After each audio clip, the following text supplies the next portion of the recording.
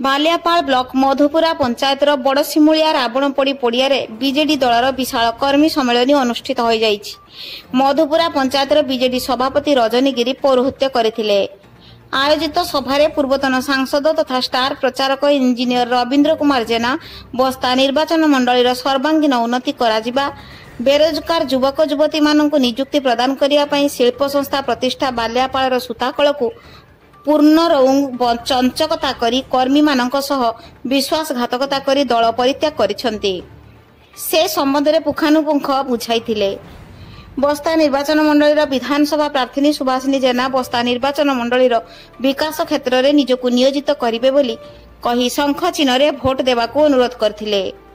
सांसद प्रार्थी लेखाश्री सामंत सिंघार बिजु जनता दलर इस्ताहार संबंध में प्रकाश करी महिला मानकू किभଳି नवीन सरकार 33 शतकड़ा निर्वाचन क्षेत्र में संरक्षण करिसंती बुझाइथिले। एहा छड़ा पूर्वतन सांसद रवींद्र जेना तांको समय रे किपरि विकास होइतिला और आगकू ताहा किपरि जारी रहिबो से कथा बुझाइथिले। आसंता निर्वाचन रे नवीन पट्टनायक को षष्ठ थर मुख्यमंत्री आसन रे बसाई विधायक भावे सुभाषिनी को और सांसद रूपे लेखाश्री सामंत सिंघार को जिताइबा को अनुरोध करथिले।